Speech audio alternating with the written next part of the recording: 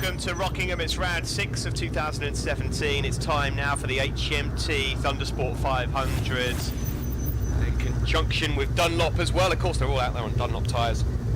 This category. This is the man that we're all chasing down. Number 222, Pete Bardell, in complete control of the championship. This weekend, he has a few different riders challenging him. Daniel Otter, number 162, and Angus Goff, number 17. A familiar face, I suppose, or two are up there as well. John O'Toole's had a good weekend, number 27. We just saw him a moment ago, and his old buddy Sam Smith is back out to play as well, number 199. Josh Leaning there, bright colours, blue and yellow, 121. He's second in the championship to number 222, Pete Bardell. Rather oddly, Will Leaning and Graham Freer, who are third and fourth in the championship, aren't racing, and I don't know why. So they're not here. They're not going to score any points. So it's a chance for John O'Toole to close up on them. That's for sure. So let's see how they all fare. Of course, these guys preparing very soon for the Thundersport 500 endurance, a 3-hour endurance at Donington Park. That's a big race for them, and as ever, it's a full grid here. We're on board with the championship leader, Pete Bardell, 222 on the RP Motorsport Honda Syd, as he tries to get himself out to the front. And John O'Toole, I was then saying, there's a chance for him to close up the gap in third and fourth, but that is not the way to do it.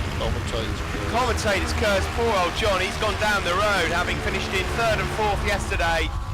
There's nothing on show for him here, I'm afraid. So you'll have to wait now for race 2. Pete Bardell here, though, trying to go through into the lead, and does so. He won both races yesterday. He goes up the inside there of Daniel Otter, number 162, who's 7th in the championship, who's gone very well. But Sid, what are they going to do about this guy? Well, he's got the target on his back, hasn't he? But one of the things I picked up there on that opening lap, I mean, he was actually short shifting. What was Pete Bardell, and yet he overtook everybody, and he's now leading. I mean, you can't believe it. Unbelievable stuff, really. Pete Bardell, he's been in a world of his own. There's been different challenges stepping forward all season long, but no one that can really hurt Pete Bardell or stop his momentum anyway. I wonder if his old mate Sam Smith can. Although Sam, of course, is a little bit rusty, I would imagine. Rusty. Excuse the pun. Pete Bardell. Can't call Pete Rusty anymore. Well, Pete Bardell's bike used to be known as yeah. Rusty, and he used to be known as Rusty because the bike used to be a bit of a shed. Let's be honest. Although I will say, in his defence, we've got another right. Is that Pete? John O'Toole still trying to rejoin somewhere or park it up? He can't rejoin, but he's trying to park it up. I think that Pete Bardell tried to make his bike look more of a shed than it actually was. There's nothing. Oh, it was a good bike. There was nothing actually wrong with the bike. 179 and 17 there. Right out of the seat. Angus Goff out of the seat, 17. 179 though, Anthony Johnson on the Bexhill Gearboxes Honda. Sid, I can't confess to knowing too much about Anthony Johnson, but he's up there. The rider from Tenterden. And Bexhill Gearboxes, yeah. Yeah, I don't know an awful lot about him either. There's another rider that races from Bexhill Gearboxes, and right now my mind escapes me, but someone does in this paddock. But Anthony Johnson's had a good weekend. On board with Roddy Taylor, look. Oh, Roddy Taylor here then, going for it, of course, Senior Cup rider. Now that's another one that's weird. Alan Tanton was the leader of the championship coming into this one. Alan Tanton's nowhere to be seen. Apparently his bikes were seen up for sale on social media. Whether he's decided enough is enough, or whatever the reason, it's a shame not to see Alan racing. I don't know what happened there. But the problem is there's so many of these guys. You know, I mean, like you can have as many as 80 racing at a particular weekend, and you just can't get around to talk to all of them. It's impossible.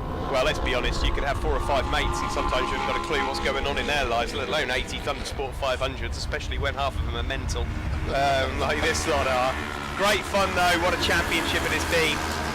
But there have been dominant figures in this championship. Say what you like about it, over the years there's always been one that stepped tends to stand on top. What was the championship we had? Where I'm just trying to think that where the guy who won it, and he was always taking the lead, and yet not by much, but he always, like, the cream always came to the surface. And it's the same with Pete Bardell. He doesn't actually clear off, does he? He just seems to be like, I mean, look, he's not that far ahead of these guys. But well, you look back at the previous champions, of course, Joe Barton, a double champion. He was tested last year at the end by Vickers and Bardell. The year before that, he was untouchable. Before Barton, I believe it was Carl Smalley who was our champion, ahead of Tom Lennon. And then the year before that was Shelton. Now, Shelton had a tendency to clear off in races, but then crash in the odd one. And it allowed Neil Bainbridge, who consistently finished in second and third, to have a bit of a sniff at it at the end of the year. Just off subject, you knew it was this lot of beating each other up though. And you see what is happening here is Pete Bardell is just smoothly, calmly, serenely almost, just sweeping away at the front while these lot beat each other up. Same story with racing in general, we see it all the time. And the problem is, of course, working together is fine if it's a tactic that you've got in place with everyone before you get out on the circuit, but everybody wants to be the one in second chasing the rider down in first, and it can't work like that. I haven't seen any of these tap their seat, so I'll give it time, Sid. I'm sure it won't be long. In the Senior Cup then, Alan Tanton will lose his championship lead, and it's going to be, by the looks of things, a battle between John Bolsover and Adrian Teasdale. Adrian Teasdale won both of the Senior Cup races yesterday. Bolsover, though, had the points advantage coming into the weekend. Don't count out completely Roddy Taylor and Brett Halley. They would have to have a really solid year. Haley, sorry. There is this group of riders then all scrapping away for second place. The other thing is, it's all very well to think, oh, well, this is a bit of a laugh, it's a budget class, blah, blah, blah, blah, blah. But in actual fact, you know, if you want to do this properly, and you want to come near the front, you know, there's a lot of work to be done on these bikes and the being away all each weekend that, you know, these come to an event. And of course, because of the sheer amount of people in it, it's not going to be as easy getting to the front, is it? No, exactly. These guys do take it seriously somewhere near the front, let's be honest. First year that this championship came out, John Butcher was out there having a bit of a laugh and he was enjoying himself. Jonathan Harrison, though, Jonathan Harrison, brother of Richard Harrison, turned up and was taking it seriously and ended up winning the championship, and from there it's all been similar stuff. I suppose the only champion that you could actually say perhaps didn't take it seriously and doesn't take life in general very seriously was Mark Evans, who's an absolute fruitcake. And still to this day is a fruitcake, Mark Evans, but what a lovely guy, and a good lot of fun as well he was that year when he won the championship. Here we can see Lee Howarth just being overtaken there by Roddy Taylor. Could scrap this for 11th place. Jody Chalk just one up ahead of them. Also in this group here, just behind these guys in second and third, James Butcher, number 108, who is son of John Butcher, who fought for the championship in 2009. And funnily enough, when I was in Jerez earlier this year, who do I bump into at breakfast in the hotel? John Butcher and his wife. Well, to be fair, I mean, with the amount of Thundersport 500 riders there are, you're bound to walk into some of them all over the world somewhere, aren't you? I think you bumped into a couple of them on an aeroplane once, didn't you? Yep, I certainly did. That was Elliot Humphrey and Matt Snow. Bungle, yeah, and Matt Snow, yeah. Why do they call him Bungle? I don't know. We've got, hopefully you won't be able to hear it outside of our commentary box. We've got a telephone ringing here in the commentary box at the moment. Hopefully someone answers it, and they do. So Maybe that's someone answering your question about bungle. Could be. Does it mean that one of them's zippy as well? Well, the man zipping off at the front is Pete Bardell. This is number 71 again. Then you see Roddy Taylor up ahead of 194, Jordan Ashington. Elliot Humphrey, funnily enough, is just behind this group in the points, having a decent weekend. Pete Bardell out front. He's got about 3 seconds over this lot. He's lapping in the low 134s. He's away off Joe Barton's lap record, but like Sid just said, if he's short shifting, he's not really got anything worth properly fighting for at the sharp end. This is a proper scrap though for second and third, it really is. There you can see number 17, a raw through to the front it's been for Angus Goff. Great stuff from the number 17. Well, it shouldn't make it any less exciting the fact that they're scrapping for second or scrapping for the lead, really. I mean, it's still fantastic fun, isn't it? There's 111. Further back, Paul Anion. 179. Anthony Johnson. Paul Anion's just being lapped there by these guys all flying through. Number 17 there in second, Angus Goff, hails from St Neots, so he won't have the longest of drives home. I just noticed on the screen that Martin Campion, father of Adam Campion, got a 10-second jump penalty for jump start. Yeah, well, he would have been racing with his son, wouldn't he? His son at the moment leading the Freshman Cup in 500 Sid. Well, his lap times would be good enough to keep him inside the top 8 here. He was, he's been on the podium a few times lately, hasn't he? Yeah. We've seen his podium. I think next year Campion could be a real good shout, you know, for a top 3 finish in the overall Thundersport 500s. That's if he fancies the move. Let's see who's going to finish on the podium here then. Sam Smith's back in action, number 199, he fancies it. Josh Leaning is in there as well. There you can see Sam Smith, number 199, having a good look over at Josh. They know each other well. Just ahead of them, 179. Mincing around in 6th then here. Anthony Johnson is 179, Daniel Otto 162. But just ahead of them then, number 17, Angus Goff, looks like he's just about got this one done for second on the GFAB Racing Honda. No one is going to reel in Pete Bardell out front. It's going to be 3 wins out of 3 for Pete, number 222. Braking now into Tarzan, nice relaxed riding style. Has a good look over his shoulder. He's not even hanging on, is he? Doesn't need to. It's all done and dusted. He's got it in the bag. He's making it look easy, which it is. It's even worse. Yeah. I bet he's popular. Oh, that doesn't sound good, and it's not. 111 down, Paul Anion, and he's not happy about it either. Proper stomp on there from Paul. Checkered flag is out. Pete Bardell takes it, and it's going to be a close run thing actually across the line. Closer than I thought. Second does go to Angus Goff. Third for Daniel Otter. Great rides from those two. Anthony Johnson 4th. Sam Smith is in 5th. Josh Leaning takes 6th ahead of James Butcher. James Lee 8th. Adrian Teasdale 9th and won the Senior Cup. He finished on circuit ahead of Jody Chalk. There you get the confirmation of your top 6. And we'll get the top 3 now on the podium. Some new faces up there. Nice to see. Angus Goff and Daniel Otter either side there of Pete Bardell. And in the Senior Cup, Adrian Teasdale with a win ahead of Roddy Taylor and Martin Campion, despite his 10-second penalty. We'll be back after the break. Race 2.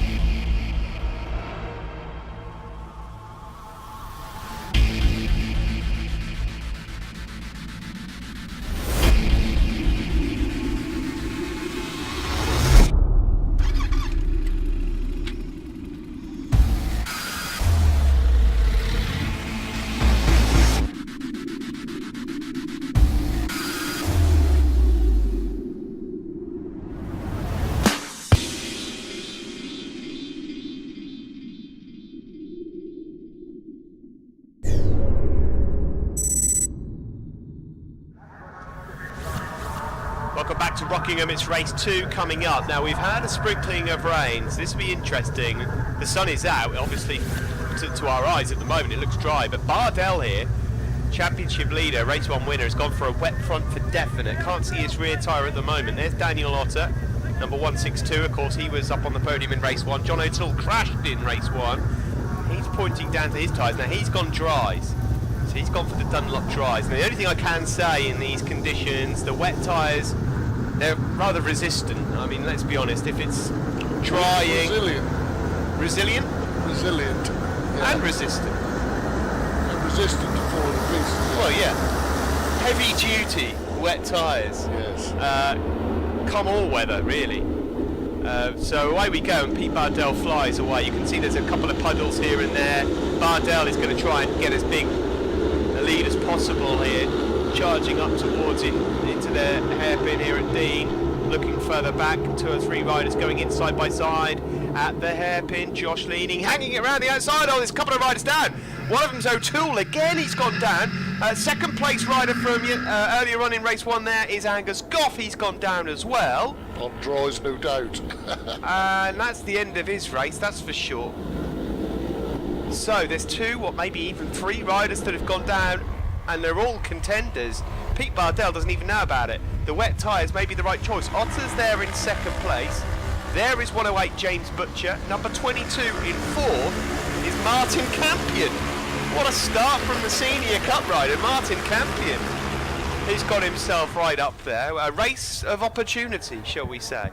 A big look over the shoulder already from Pete Bardell, who's looking around. They go over a puddle. There's Josh Leaning and Lee Howarth, number 97. There's Roddy Taylor again. These 2 have been stuck together like glue these last couple of races. Sam Smith's up there as well. There is the bright yellow colour scheme of Teesdale as well. Dodgy here though, you see. I mean, it's quite clever of Pete and the ones that got out on wets. I mean, it's a bit risky dry, isn't it, in this? What a terrible day it's been for John O'Toole. He's not even completed 2 laps. I'll tell you one thing's for sure, knowing what team he's in for the Thundersport 500 Endurance, they're going to want to hope that he's going to pack that in. Clifford Klein with Uncle Ron, yeah, he don't want to be dumping it in. No. That sort of form is not great to carry into Donington Park. Of course, it is a circuit he knows and loves well, but there we go. Yeah, you can see there.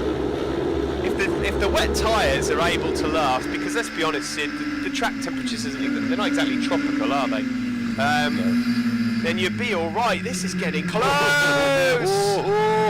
Howard, Taylor, and Adrian Teesdale all getting their elbows out.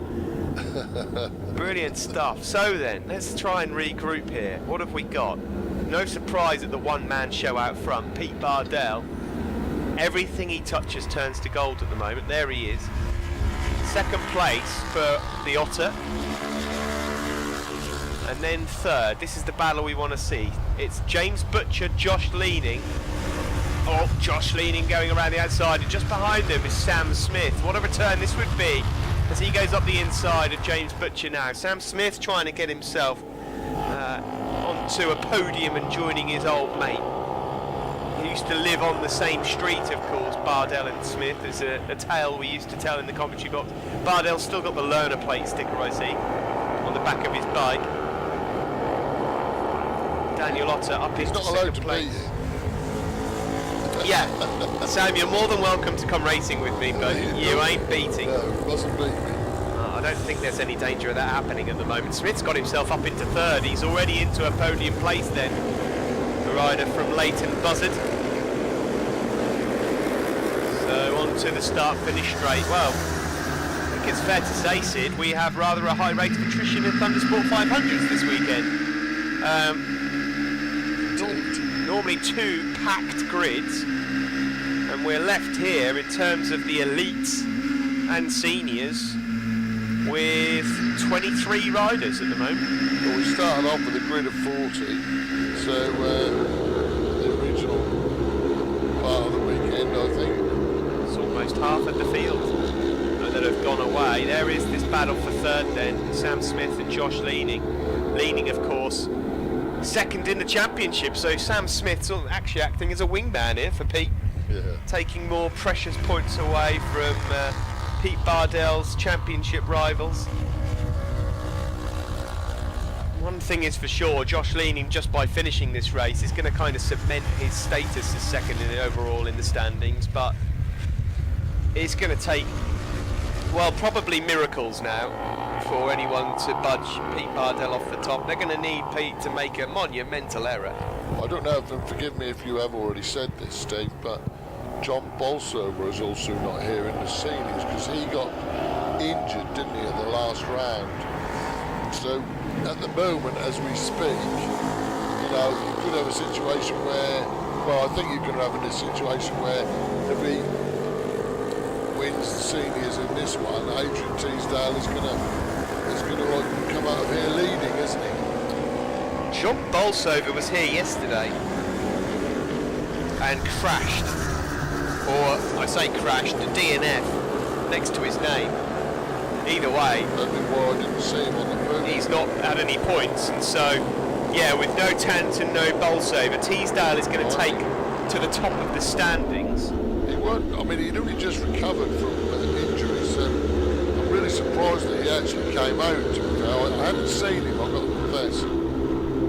Yeah, Teasdale will go to the top, and then Roddy Taylor will probably get pretty close to... No, I think Roddy Taylor will stay in fourth for now, but it could be just a matter of time before the number 71 gets up into second overall in the championship, depending on when Bolsover returns, with Tanton now out of it. So Adrian Teasdale, having come into the weekend in third, provided he stays up in this race, he should, in theory, if maths are correct, just about pinch the lead of the Senior 500 Championship. There he is, number 34, just up ahead of Martin Campion, Roddy Taylor, Howarth.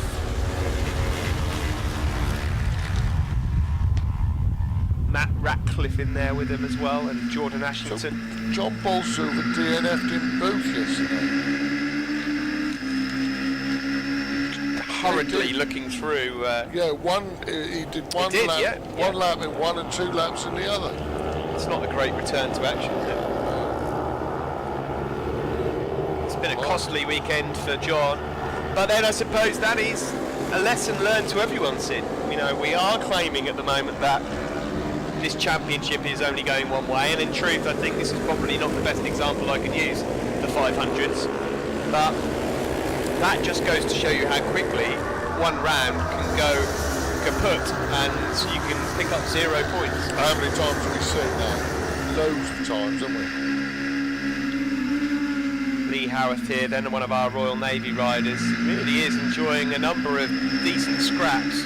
Great pictures on board his machine here. That's Martin Campion has just gone past him. No, it's not. That's James Lee, in fact, number 21. Martin Campion is 22. So that's James Lee who's just poked his nose underneath. Rider from Stockton. But there is Bardell once more. Take about 6 different lines through into that hairpin, couldn't you? Well, most 500 riders usually do. Certainly if a different line every time you approach it. I won't give anything away, but anyone that's been watching some of the Thundersport 500 Cup riders taking some lines into the hairpin. Oh yeah, we should warn everybody to keep a lookout for Batman. Yeah, Batman will be is a nickname for somebody that will be, I'm sure, talked about a lot over at Anglesey. Here is James Butcher then, son of John, the runner-up in the inaugural Thundersport 500 Championship. Nice lad, James Butcher. And if he was able, I would imagine a lot of James Butcher's racing, it comes down to same old thing, money. Privately run James Butcher, I don't think he can afford to run every single round, but if he was able to, he would definitely be top 5 in the championship. He's got that potential. Well, he needs to do my idea of the club with his number, doesn't he? Club 108, because if he can get 108 people paying him £108, it's a to support him in a club, then he'd be laughing. He's picked a good number there, hasn't he? Yeah, he has. Pete Bardell wouldn't do too bad out of that either. No, he wouldn't. With number 222. This is a bit ambitious. Well, he's got it to stick. Fair play, Lee Howarth. Carrying a lot of corner speed there. That is how you outbrake Roddy Taylor going into the hairpin. Yeah, that would work out all right, wouldn't it? 222 Pete Bardell, £222 people giving him £222. I'll pay for a couple of seasons. He'd love that. Poor old Elliot Humphrey, 2 riders giving you £2 ain't going to get you very far, is it? Well, that's what happened.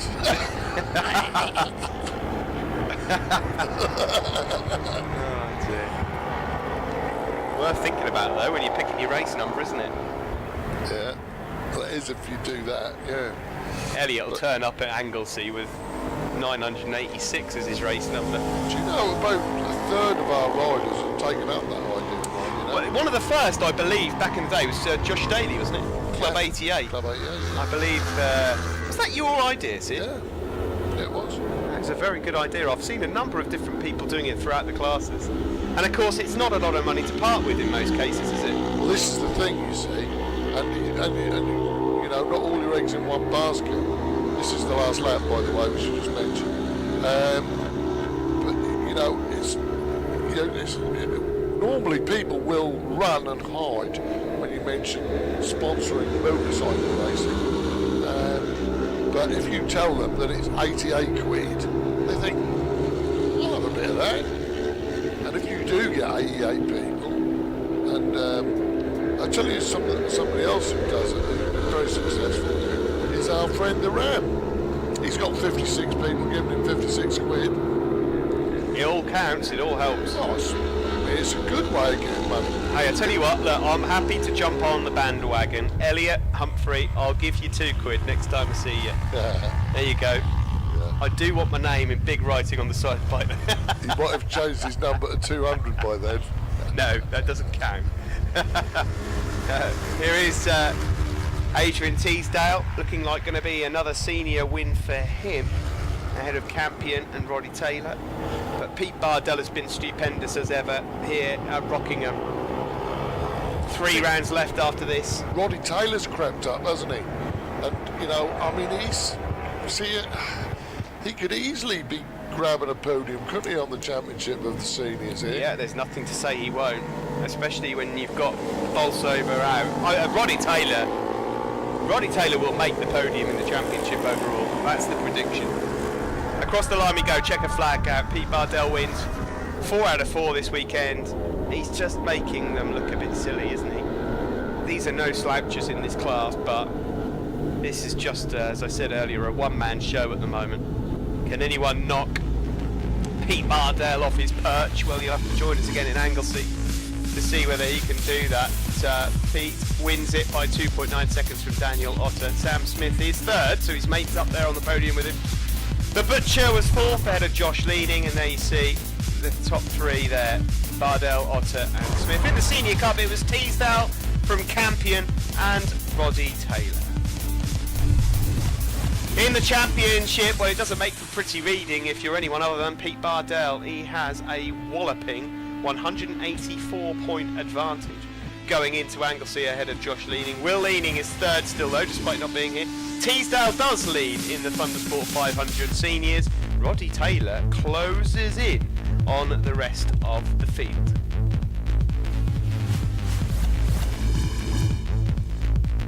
In the 500 freshman, Adam Campion is the championship leader. He could have that wrapped up at Anglesey ahead of Steve Shropsall and Ryan Mead.